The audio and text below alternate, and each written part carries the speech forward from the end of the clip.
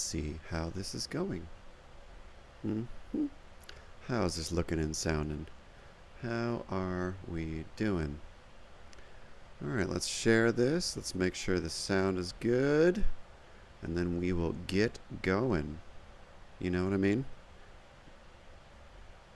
Okay, I think that's okay. Sounds good there. Let's just share it on the old Twitter, and then we will get ourselves moving and get on with the broadcast. Thank you all for joining and sharing and hanging out while I get this up and running. Here it comes.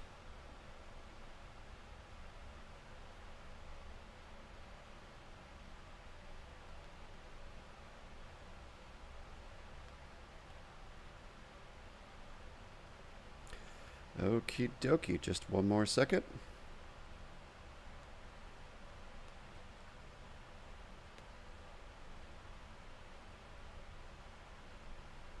Almost there, almost there. There we go. I think that's it. And we are good to go. Alrighty. Hello, everyone. Good afternoon, good evening, whoever you are, wherever you are. I am not, I guess technically, I am Dr. Patrick Lockwood, but for the purposes of entertainment and this podcast, I'm just Patrick.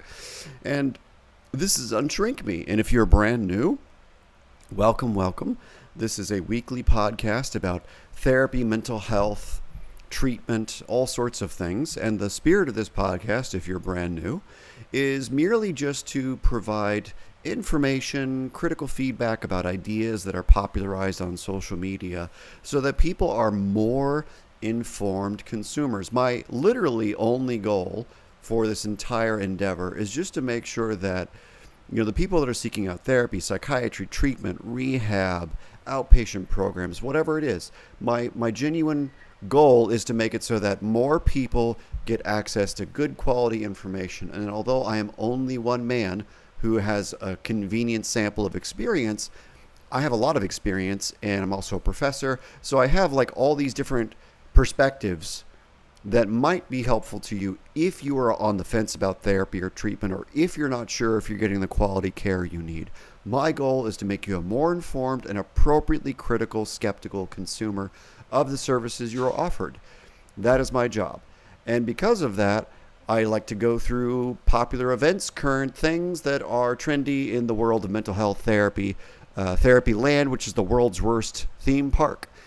And that's the spirit of this. It's mostly in fun, a little bit critical, not negative. And if you are here, please like, share, and subscribe. Please chat. Please come ask a question, give a comment to something that we're talking about, and we will connect. So happy Saturday, everyone. Happy 5th of July. I hope you had a good 4th of July. Go America. Yeah. All right, so on today's agenda, we're going to talk about family and family therapy. We're going to talk about why mental health culture is both good and bad, in the West at least. And we're going to talk about taking home your feelings. And we're going to talk about, those kinds of things. So without further delay, let's get to the first topic. So this is my first post today to talk about, and so this is one of my favorite people. If you're on Twitter, X, whatever, one of my favorite people is this person, No BS Therapist, and her handle is @tweetAtherapist. Okay, just gonna post this so everyone knows what I'm talking about. Okay. So, her post was, emotions aren't good or bad or right or wrong. Emotions are simply information. By the way, this week we are not NOT, not sponsored by Monster. I have Celsius downstairs, but this is what I was drinking before this. I apologize to Celsius. So, back to her post. Emotions aren't good or bad or right or wrong. Emotions are simply information. And my rebuttal to this post was, and I quote, and the thoughts accompanying emotions are usually misinformation. So I want to talk about misinformation. So misinformation is a term that is thrown around in Podcastistan and on social media to describe like medical, scientific, political, whatever information that people don't want to talk about that's inconvenient for a cause or whatever. And so likewise, I'd like to bring the misinformation concept into therapy land. Again, the world's worst theme park. So misinformation is false information that's portrayed as factual. And if you look at kind of one of the most standard models of therapy called cognitive behavioral therapy, or CBT, a large chunk of what you do in CBT is correcting false thought processes that result in, or at least relate to, maladaptive behavior patterns. And so, in essence, CBT tries to address the internal misinformation problem that people have when they have a diagnosable mental illness. So, like, for instance, one of the big things that you talk about in CBT and cognitive therapy and similar therapies are these things called cognitive errors or cognitive distortions. And if you don't know what those are, these are lies that your brain tells you to justify a pattern of behavior or feelings or thoughts so you can feel normal, right? And so cognitive errors are not in and of themselves pathological, but when you have a mental illness of some kind, like major depressive disorder, PTSD, etc., you're more prone to experiencing these cognitive errors very frequently or very intensely. So for instance, one of the most classic cognitive errors that's present in many mental illnesses is called catastrophizing, named after the concept of a catastrophe, where like everything's all bad and it's all going to shit. And so many mental illnesses, PTSD, panic disorder, personality disorders, sometimes major depressive disorder, many of these people that have these conditions are prone to excessive catastrophizing. Like it's all bad, it's going to be forever bad. Which is not technically true, because even the most mentally ill can get better and have a better standard of life, factually. So, essentially, catastrophizing is a form of misinformation, but it's on a spectrum, right? Because at the most adaptive pro-social end of the spectrum, catastrophizing is very useful. So the example I always give my students at the university is, if you're in a car accident and you're worried about like what's going to happen next, am I okay? Do I have a concussion? You should be catastrophizing. You should be freaking out in a way it's like, oh my God, am I going to die? Did I give my insurance information? Am I going to be broke? Can I get to work?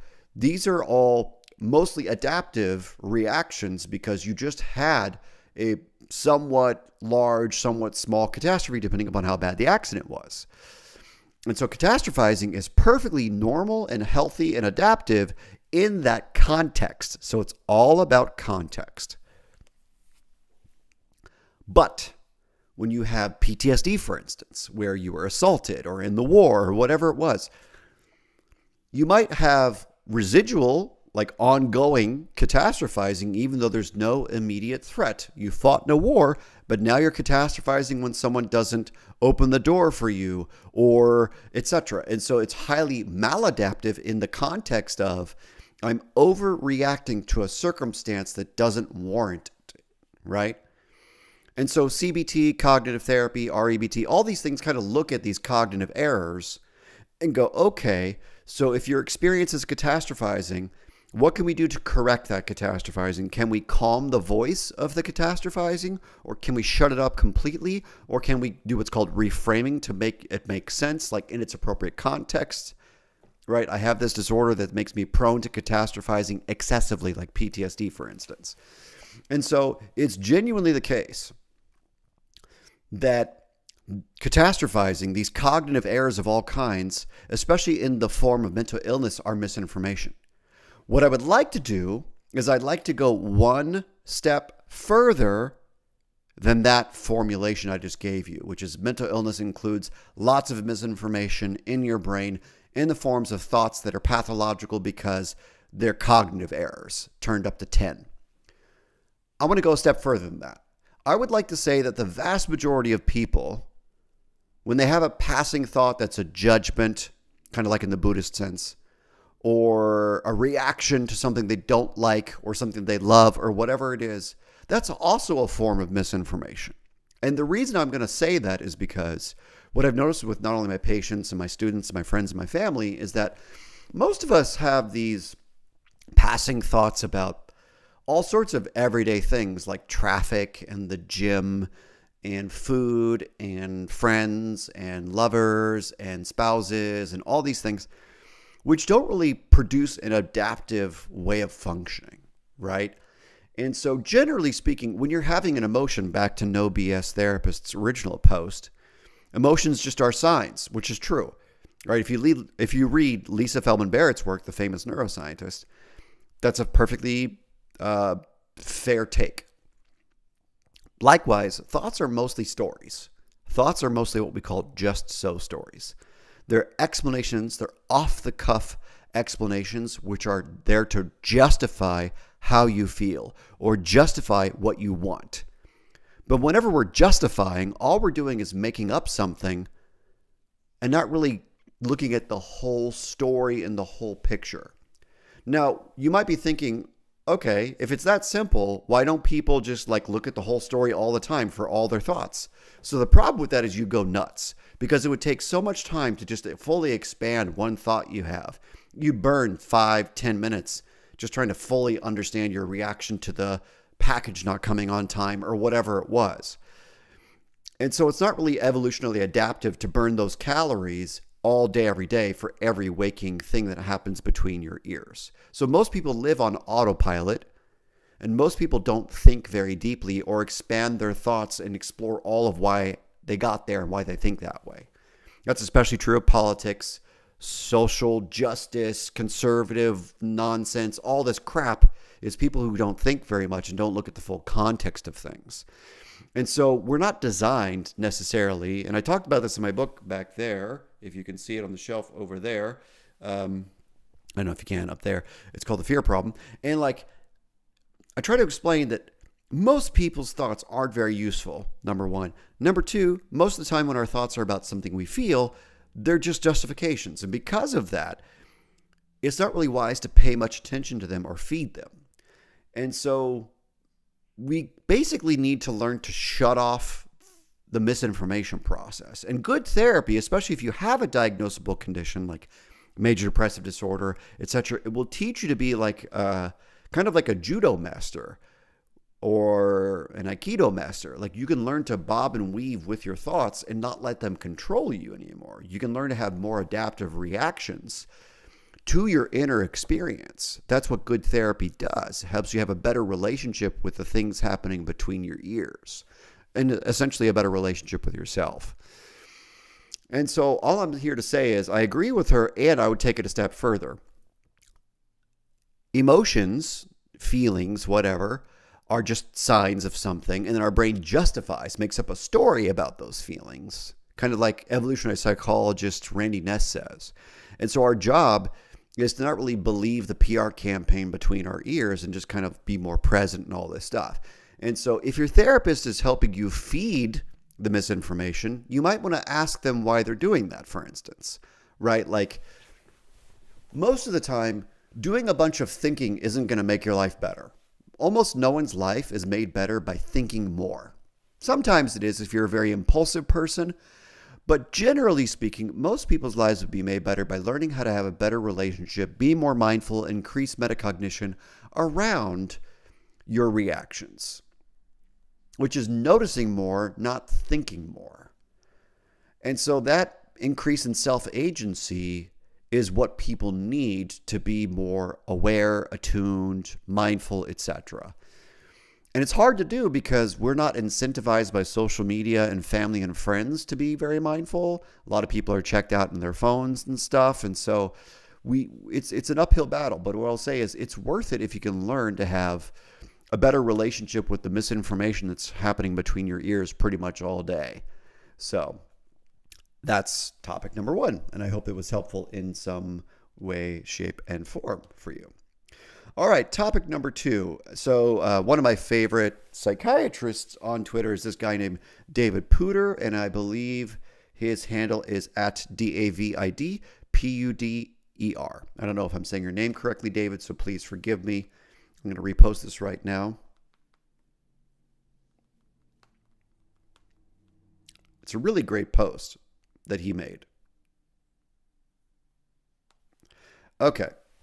So he put out a post on June 16th of this year. And it's a video clip of him and let me see. It doesn't say who it is, but he's with someone who's talking about what happens if you include the family more in your clinical work. So he posts 3 different comments about the video, especially about criticizing psychiatry's lack of family involvement.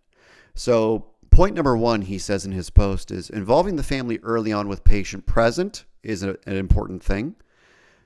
He says, what do you think of this approach? Number 1, involve the family early on with the patient. Number 2, openly discuss the personality diagnosis with the patient. And number 3, challenge the patient's narrative of being ill for life. Okay. So I was going to talk about this a couple of weeks ago, but I got sidetracked with a couple other things I wanted to talk about before this. So my apologies to people for not talking about it sooner. So for context purposes, because I try to put things in their appropriate context, David is a psychiatrist and not a psychologist. Most psychiatrists have almost no training in family therapy, family systems theory, etc. And so it's understandable why this would be a significant discussion for him and his podcast guest. I, on the other hand, have lived out here in California and been teaching MFTs for about 7 or 8 years. And so I live in the world of marriage and family therapy and have been part of Rehabistan for about 15 years, where family involvement is extremely, extremely important. So let's tackle each of these 3 things separately, because I think they're all very good and very important, but I think that, it's easy to get lost in the sauce about each of them. So number 1, he says, involving the family early on with the patient present. So that's worded very specifically, right? Involving them very early on. So not like week 6, week 10, week 1, week 2 maybe. But also with the patient present. So this is where it's tricky. So many people that come to different types of treatment centers like rehabs are very mentally ill and also usually have a co-occurring very serious drug problem, sometimes even an addiction.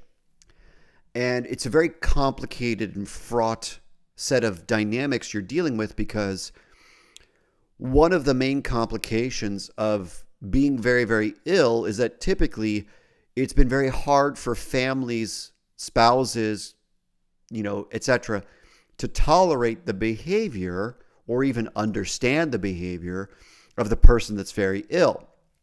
And so families, reasonably so, will not want to participate sometimes in family therapy, or will want to run the person's treatment because they're tired of the patient not getting well, etc. And so it's really challenging sometimes to get families on board, because most people, mostly for, pro-social, non-pathological reasons, want to see their loved one get better as quickly as humanly possible. And so the problem with that is, depending upon how complicated the case is, you can't always get better super quickly, right? Like, many types of mental illness aren't like super easy to work with early on. There's a lot of resistance and ambivalence and things like that. And so there's conflict that comes up naturally in the course of treatment. I want to say that a second time so you can hear it very clearly.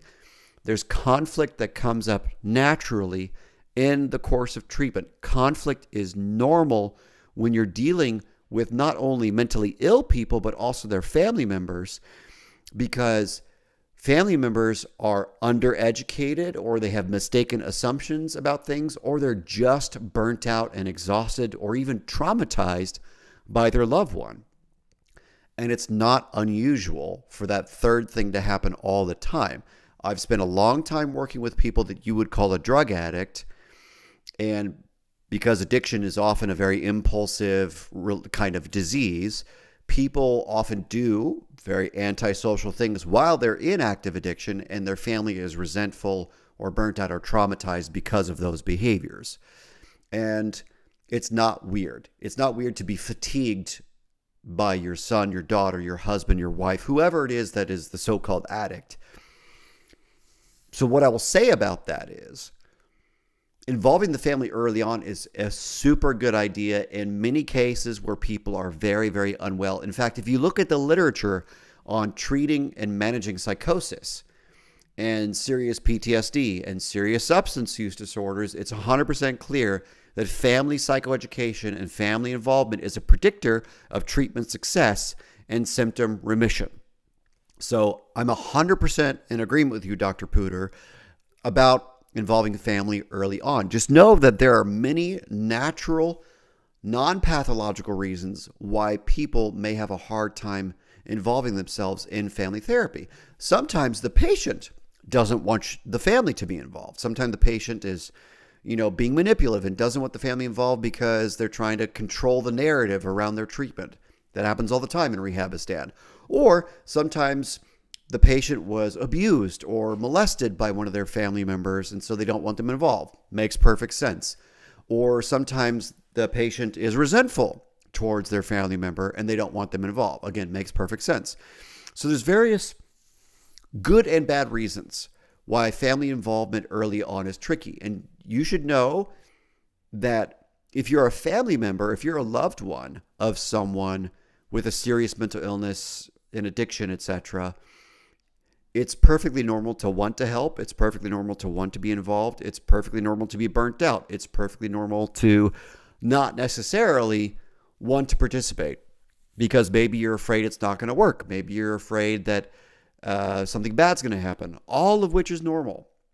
So an important intervention for therapists to use if you're trying to involve family members is a lot of normalizing whatever their reactions and feelings are. And, in very rare cases, the family members are more mentally ill than the patient themselves. Sometimes family members have very serious personality disorders. Sometimes family members have serious trauma that keeps them from having a perfectly coherent, emotionally managed conversation and session. Even if you're the best family therapist, it's still hard sometimes because family members have resentment all the time. Family members are traumatized sometimes. And so it's an art of helping people feel safe and feel included and have their voice feel equally valuable in family therapy. And, setting expectations is extremely important.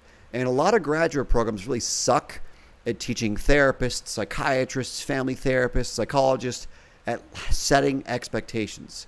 Let me say this to consumers. So if you're a consumer of therapy, if you're a consumer of psychiatry, if you're a consumer of whatever it is, this is very important. Informed consent is an ethical and legal mandate both. And so setting the table, setting the expectations is part of informed consent. If your clinician's like, well, we'll figure it out, that's not informed consent. That's bullshit. That's avoidance. A good clinician of whatever degree level and whatever kind of whatever setting, family therapy, individual therapy, case management, consultation, whatever, people who are ethical say, these are my expectations about what could happen. I want you to know what I'm thinking we're going to try, what might be possible given what I know currently. And then when I know something new, I will explain to you again what I think will happen. Because informed consent is not a one-time thing that happens when you sign some paperwork and off we go and here's some meds. Informed consent is an ongoing process of explaining what I think will happen, what I hope will happen, and what the obstacles could be if people aren't getting their shit together and if people are trying. And so when people are respectful of the boundaries of psychotherapy, when therapists respect their patients enough to explain what they think could happen and might not happen, what could work and not work, that's good therapy. That's informed consent, which is just doubly or triply important for trying to bring families in to do family work, David. So back to that point, well done, Dr. David Pooter. Point number 2 of his, just to read it verbatim, openly discussing the personality disorder diagnosis with the patient. So this post that he made is specifically about personality disorders. And so just to be very clear with everyone, personality disorders are real things. I know there's some anti-psychiatry, whatever people online who think that there's no such thing. But I will promise you that many of the most annoying, people in your life and the most amazing people in your life have a personality disorder. And that doesn't mean they're bad people just because they have this particular disorder. And that also doesn't mean they're inherently good people because they have this disorder. Personality disorders are no different than any other disorder in the book. And so it's very important, whatever you believe the diagnosis is, to explain what you think it is, that is informed consent. Right? I just spent all this time explaining why informed consent matters. So I want to go back to that again. If you believe the patient has either a different personality style, which is different than having a personality disorder, right? If you think your patient is organized a certain type of way, that's different than having a disorder. Now, if after some time of working with them, that personality organization becomes more clearly delineated as a disorder, if you think that that's true, then you should tell them, right? I agree with your point number 2. Explain it to them. And it doesn't have to be a catastrophizing way of discussing it. Like, because there's so much stigma about mental illness in general, most people hear the phrase personality disorder, and maybe rightfully so, and they think something is super bad. But the truth of the matter is, many of the people with personality disorders do not have these horribly catastrophic, movie, film-esque lives. Many people with personality disorders are perfectly functional but struggling people, like lawyers and nurses and doctors and therapists of all kinds, by the way. Like many types of professionals in particular have personality disorders. It's not weird at all, or it's not uncommon statistically speaking. So I think if you're a clinician and you believe your patient, after, getting a full history and assessing and all these things and lots of data collection, lots of interacting with the person, lots of getting outside information if you can, if you're clear, then I think it's really important to tell them that you believe this is their diagnosis, because that's part of informed consent, because that will inform what you do in treatment. Excuse me. And so, number 3, he said, challenging the patient's narrative of being ill for life. So, especially when it comes to personality disorders, there's this idea that you can't cure them, which is technically true. There's no research anywhere that says you've cured a narcissist, cured someone with borderline personality disorder, et cetera, et cetera. And so, what you do is you help people learn how to understand themselves better, their personality trait differences and variation, but you also help them learn how to adapt to an environment that's not suited for them. The most functional way of thinking about personality is it's like any other trait variation in any other species, right? Just like some birds have very long beaks and some birds have very short beaks. Some birds have very rounded beaks and some birds have very pointed beaks. So like every animal has traits, just like every human has traits. They have hair color and style and, they have eye color. Like we all have traits. And so personality is just yet another concept that explains traits. And so, trait narcissism is a spectrum from like extremely high, 99th, 100th percentile to very low, first, second percentile.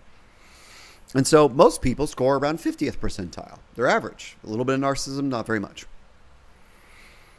And so it's very important to consider that personality traits don't mean disorder. Those are different things. And even when you have a disorder, you can still have a perfectly decent life. So for instance, many people that are organized in a more histrionic or narcissistic way live perfectly great lives as musicians and models and influencers and all these things, and actors and whatever. And it's great that they do that, because what they do is they harness these personality trait differences to be functional in a niche, right? Just like a bird that has a super pointy beak only survives well in a niche where it needs a pointy beak, an environment where the trees require the pointy beak to get the ants or the flower or whatever it is. People with these different personalities also need a different environment to function. So it shouldn't be a lifelong illness, but it can be a lifelong difference that is both useful and not useful. All right, moving right along.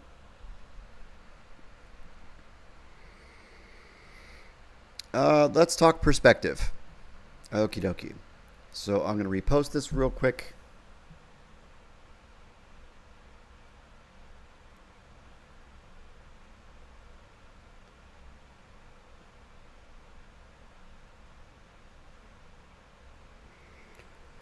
Okie dokie. So, very influential author, writer.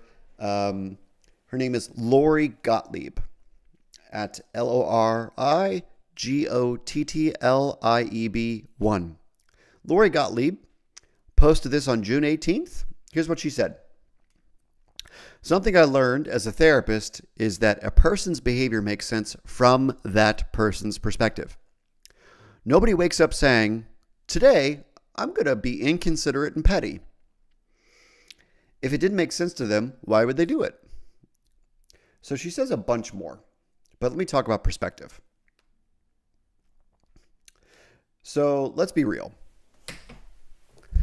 Perspective is everything. If someone's being a dick to you, it's almost always because they have a series of justifications and urges and reactions that created the perspective that's allowable to be a dick, right? So maybe it's just that they don't like you and that's enough. But sometimes when someone's being a dick to you, it's that they have a pattern of data that they're responding to. So for instance, why doesn't that person like you is a really important question. Do they not like you because you remind them of someone who was mean to them? Or, more complicated, do you remind them of multiple people who are mean to them? And this is where we start to talk about the concepts of transference and countertransference. And again, if your therapist or your psychiatrist mentions none of these concepts whatsoever to you, you should probably find someone who understands these things and talks about these things with you.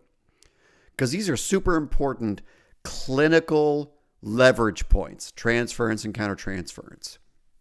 So transference is the sets of thoughts and feelings a patient has towards their therapist, their psychiatrist, whatever it is, based upon other relationships that the therapist reminds them of. So I'm a dude, I'm a little bit older, and so typically patients will develop either like a sibling, like a brother transference to me, or like an authority figure transference to me, or a dad transference to me, because I have some dad energy, including very bad dad jokes, like at the end of this podcast. And so when people have like a dad transference with me, what that means is the patient is sometimes projecting, but doing a number of things. They're having thoughts and feelings where they start to experience me as if I were their dad. So I might be saying something that I think, from my perspective, is encouraging, but they might hear it from me through the lenses of dad, their dad, who is mean or discouraging, and they might hear it as critical. So if I say something like, I think you can probably handle this problem, they might hear it as, well, he said you can probably handle this problem, which means he doesn't really believe in me because he used the word probably, and they'll read into that word probably. When in reality, I'm just using a hedge word so I don't give people false hope, right? So my perspective is I don't want to give you false hope because I use the word probably. The patient's perspective is, my dad doesn't believe in me because their real dad never believed in them, right? So that's transference. And it happens in tiny ways all throughout therapy all the time. But it also happens in super big ways when you have like a conflict with your therapist, or you really like there's the eroticized transference where sometimes you fall in love with your therapist, or worse. Professional therapy never includes sex. Never, never, never. Ever, never, never.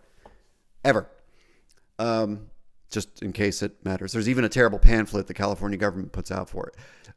So the point I'm trying to make is perspective is everything. And so one of the most important perspectives that can happen in therapy is transference and countertransference, understanding, management, and interpretation.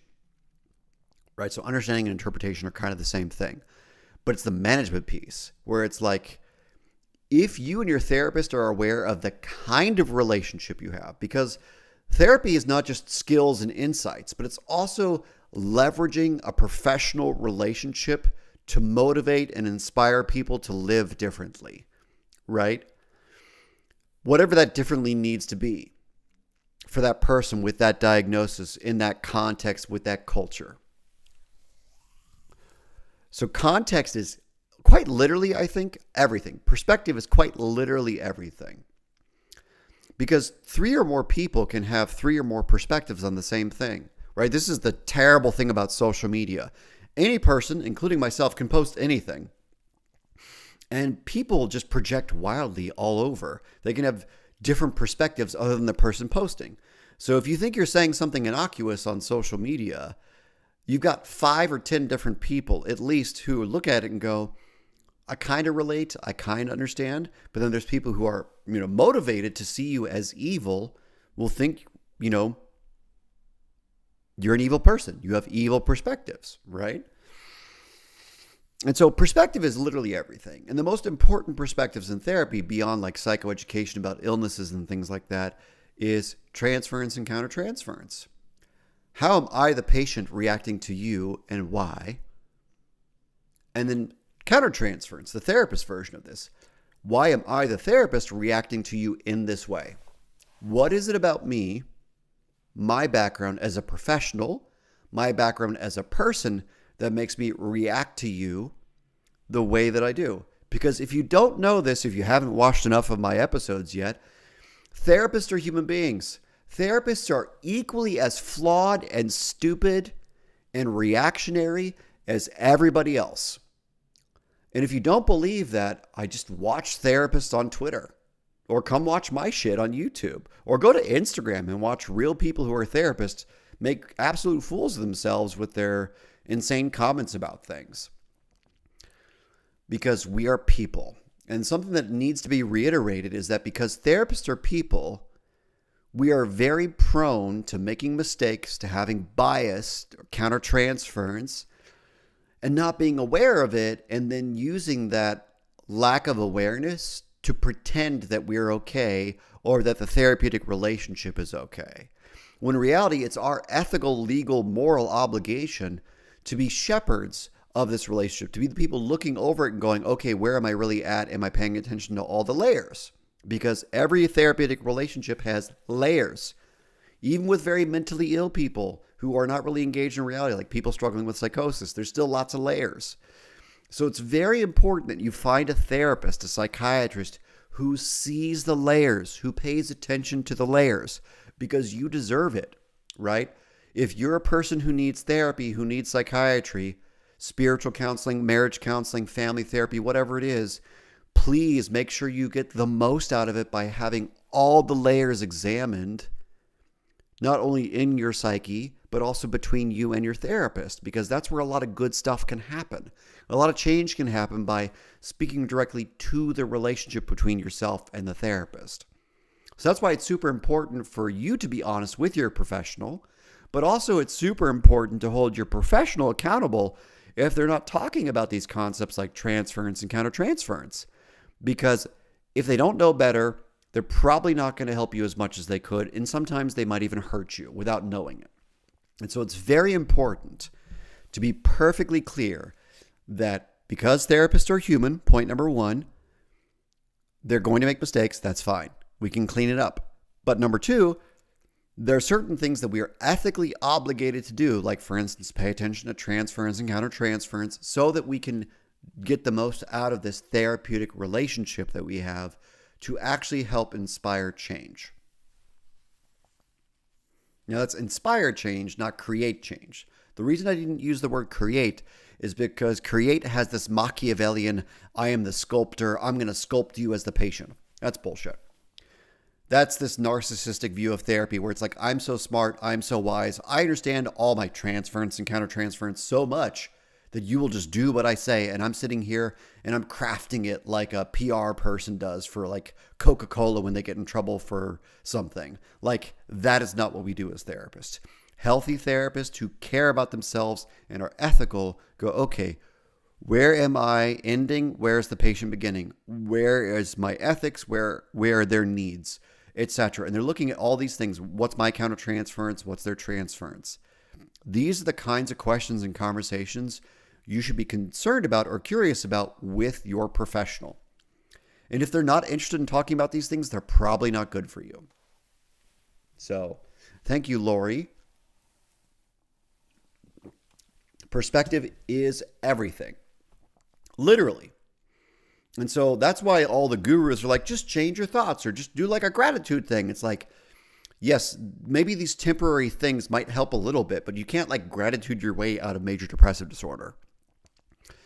It certainly helps, but that doesn't cure anything, right?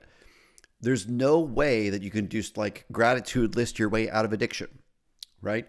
Gratitude is extremely important, in my opinion, because it works for me, but it doesn't fix things. It merely creates more internal motivation and shifts perspective momentarily. It doesn't create brand new patterns or whatever pseudoscience bullshit people talk about. Okay? All right. I think we got time for maybe one more. Let's see where we're going. Oh,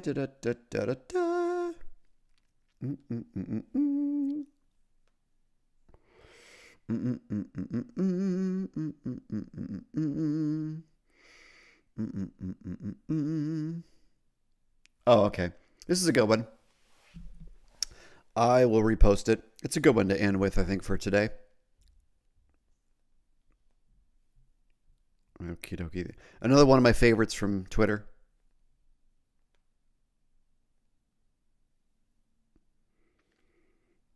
Okay. So, Jonathan Shedler, kind of a very big online presence on Twitter. He posted this on 6/28, June 28th this year. He's actually reposting someone else's post.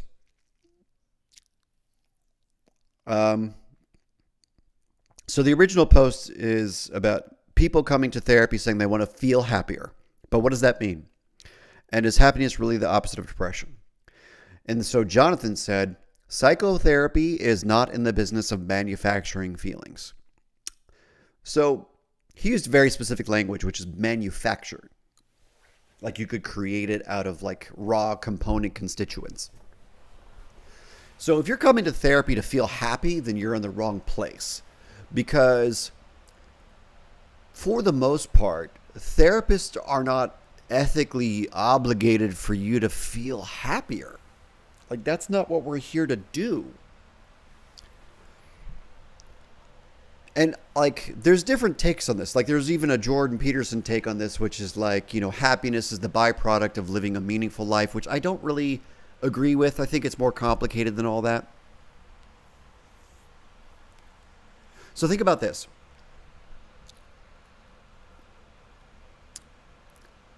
If happiness is merely the state of feeling good, then that feeling is transitory. It doesn't last, right? So therapy might be able to help teach you skills to like decrease a negative feeling, a feeling you don't want to have, like anxiety or something. But that doesn't mean you're going to increase happiness just because an anxiety feeling, for instance, goes away. And so this is where it comes back to the layers thing I was saying. People are complicated. People have different cultures and traumas and personality styles and needs and goals, and they have different strengths and weaknesses and blind spots and all these things. And so because people are so complicated, what allows someone to feel generally positive mood on an ongoing basis is going to vary, right? So just to pick one easy variable to play around with, let's talk personality. So if you score very low on trait extroversion, so extroversion just meaning the baseline interest in external relationships and connecting with people, like, and that's a very rough summary. I'm not trying to be academically, technically precise. Like, if you score very low on trait extroversion, like on a Big 5 test or something, then happiness is not going to come from being surrounded by 15 people and talking and laughing and joking around, probably, because that's probably like if you're at the 10th percentile, which means 90% of the population is more extroverted than you are, then you are going to be miserable if there are 15 people surrounding you at a party or something and all talking. You're not going to be happy. That's going to be misery for you, right? So happiness is not a goal, I think, as a clinician at least, because most clinicians, like Jonathan said, like manufacturing feelings, we are not trained to make you feel something. Now, I know a lot of people that come into therapy because they saw a movie like Good Will Hunting, or they had experience with someone where they felt really seen and understood. They felt good because of that. They felt cared for or something. And that's all awesome, and I'm glad you had those experiences, but that's not therapy. Therapy is a complicated, dynamic, changing experience of relationship and skills and insight and psychoeducation, all these things that allow you to have a new experience of yourself. And so that new experience of yourself that gives you insight and intrinsic motivation and all these things to go live differently outside of therapy, most importantly. So you're not a forever customer. I want you to have experiences with me in therapy that allow you to go outside of therapy to go live differently and get your needs met more outside of therapy, right? There are narcissist therapists who want you to stay in therapy forever. That's disgusting, and that's not therapy. That's a Svengali who wants you to just be dependent upon them. Good therapists, ethical therapists are interested in you going and living a better life outside of therapy. So don't go to therapy forever. That's bullshit. It's important ethically and legally to go for a specific agreed upon purpose that encourages you and inspires you to go live a different life outside of therapy. Now, it's not that simple, obviously, but what I'm telling you is that if your therapist is just trying to manufacture a feeling in you for 50 minutes in session, but then it goes away when you leave, that's like what an evangelist does. That's a grifter. That's a person who's just trying to like keep you dependent upon them. And that's gross, and that is not therapy. Therapy is a professional, often medical relationship where you have specific, concrete, clearly laid out goals, where a therapist is using specific mechanisms of change, tools, psychoeducation, skills to help you feel differently and be able to go out into the real world outside of therapy and then live differently. You are not supposed to just feel good in therapy and then go be miserable at home. That's bullshit. You are supposed to be in therapy, have a specific kind of relationship, learn some things, have a transference discussion, have a countertransference discussion, learn some skills, some psychoeducation, maybe have an enactment, whatever it is, and then go out there in the real world and go practice what you're experiencing with your therapist, whether it's a skill, an insight, and try to do life differently. If you're in therapy and you're not going out in the world and living life differently, you're not in therapy. That person is failing you, or at minimum keeping you stuck at the same level. And so it's entirely possible to be in therapy forever because that therapist is manufacturing a feeling for you, for instance, which is unethical. Or, because that's what magicians do, right? I hate the magician's version of therapy, which is I'm going to do shit to you to distract you so you don't really know what we're doing here. Ethical therapist, again, informed consent is, this is what I'd like to try with you. This is what I think will work. This is how I think it'll help. And this is what I think will result. I can't promise you anything. This isn't the car salesman version of therapy. I just know that this is what I think will help in these ways. And if it doesn't, we will reevaluate at 6 months, a year, whatever it is, and figure it out and do it better and do it differently. And that's what the therapist obligation is. And then it's the patient's obligation to show up, to practice skills, to practice insight outside of therapy, and do something different with what they're experiencing in therapy. Now, sometimes therapists really, really, really want something, And because they want something, they keep you dependent upon them, and that's not okay. Therapy is not supposed to be a forever experience. Okay? So, when therapists are trying to manufacture a feeling in you, they're manipulating you. And that's not ethical. Okay? So, I hope this all makes sense because, again, the spirit of this whole thing is I see patients who get stuck in the rehab cycle, who get stuck in all sorts of problematic therapy relationships forever, because people promise things to you. But the truth of the matter is, most people can get help and go on and live better lives quicker than you imagine. A lot of people can get better in just a few months, sometimes in 6 months, sometimes in a year, sometimes in 2 years, right? But the idea that therapy is forever, not okay. That's about the therapist wanting the relationship with you, probably wanting your money, and fair enough. And I can kind of make a case for that, but I don't really appreciate it or respect it because in many cases, it's more about the therapist and they're not willing to admit it. So, ethics. Ethics is everything. Boundaries are everything. Informed consent is an ongoing process. So, dear consumers of rehab, dear consumers of therapy, family therapy, couples therapy, informed consent is an ongoing process where the professional is ethically required to explain, this is what I would like to try, this is what I think it will do, these are the potential consequences of it, and this is where I think we will go. Including discussing the relationship, including discussing transference and countertransference, including psychoeducation. All these things. There's so many things to discuss. And it's hard for people to be ethical because people are not incentivized to be ethical. There's a lot of people that just want to make money. There's a lot of people that just want to get you out of their office. There's so many different types of people with various types of pathology that are in therapy.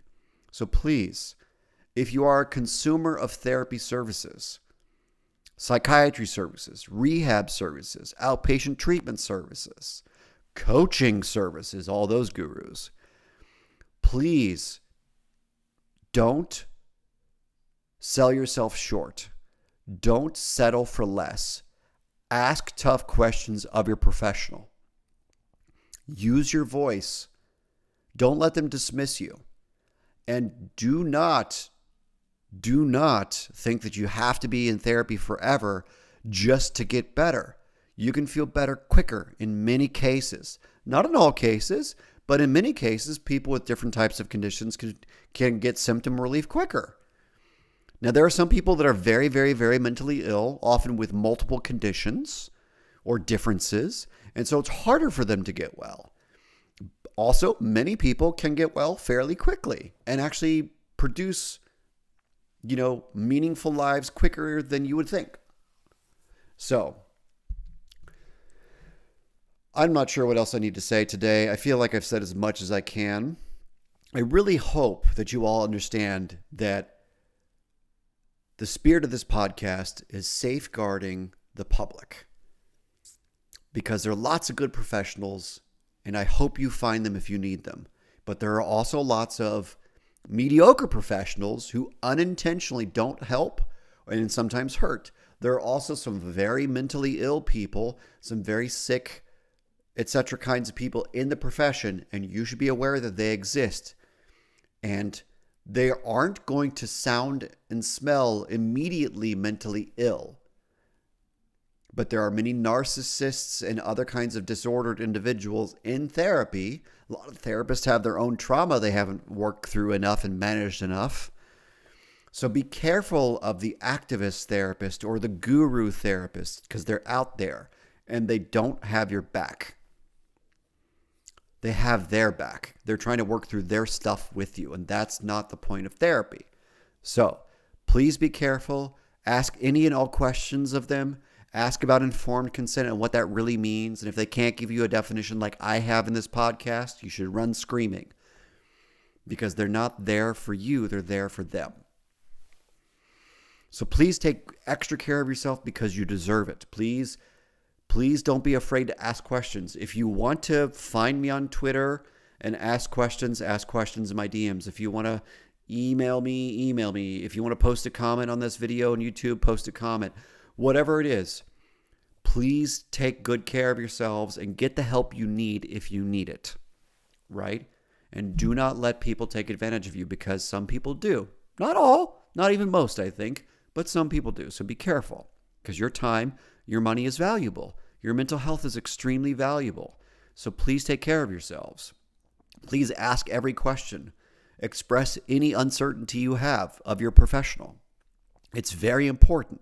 When people do that with me, I take it as a compliment that they trust me enough, or they're pissed off enough that they're willing to say it, and that's awesome, and that's a good thing, not a bad thing. So, this has been, I think, episode 25 of UnShrink Me. Thank you so much for coming out to watch. Please like, share, and subscribe if you think it's been helpful or could help somebody who might be on the fence about therapy or something. As always, I end with a bad dad joke of some kind. And so let's see if today's joke is any better than last week's bad joke. Didn't end well at all, actually. So once upon a time, actually, believe it or not, I worked with a chef.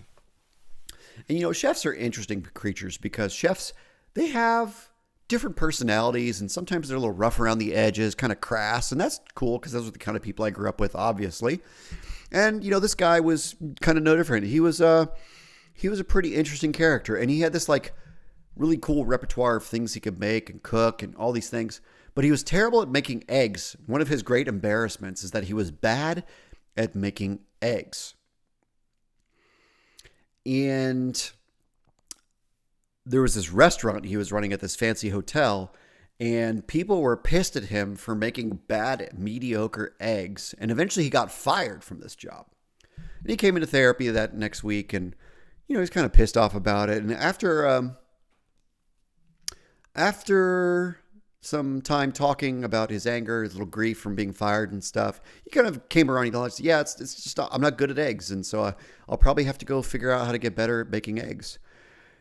And he said, Doc, do you have any advice for me about, you know, being jobless and I suck at making eggs. I said, I don't really know. Like, I'm not much of a chef myself. Like, I'm okay, a cook, but like, what I would say is always keep your sunny side up. Have a good day. Take good care of yourself.